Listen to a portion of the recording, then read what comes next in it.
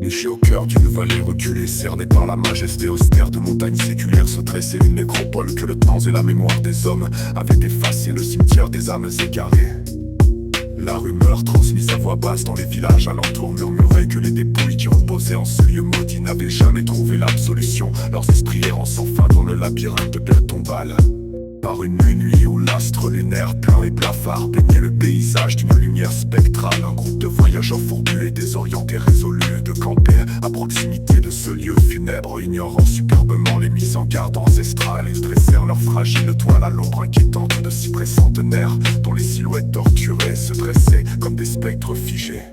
La nuit s'installa, d'un calme trompeur, mais une atmosphère pesante, presque tangible, émanait du sol, saturé d'histoire inachevée. À la première minute d'une heure fatidique, un vent d'une froideur sépulcrale se leva, parcourant la vallée en un souffle lugubre et faisant s'entrechoquer les branches des arbres dans un murmure sinistre.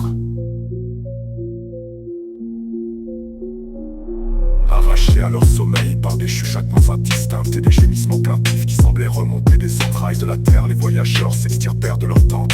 Une vision glaçante les attendait.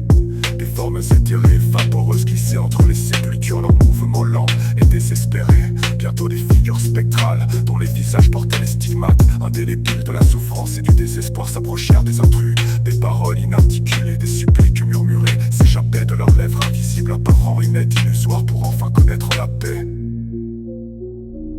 La peur, telle une étreinte glaciale, paralysa les voyageurs, les clouant sur place, muets et impuissants face à cette manifestation d'outre-tombe.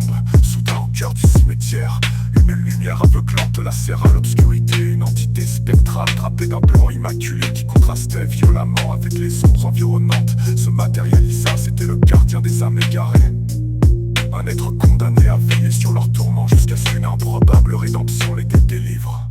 D'un geste lent et empreint de compassion, le gardien tendit une main diaphane vers les esprits tourmentés, les apaisant d'une aura de sérénité.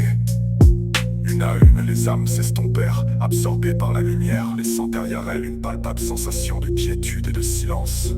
Alors, le gardien se tourna vers les voyageurs pétrifiés et leur murmura d'une voix sépulcrale chargée d'échos lointains de quitter ce lieu maudit avant que les premières lueurs de l'aube ne viennent profaner son silence.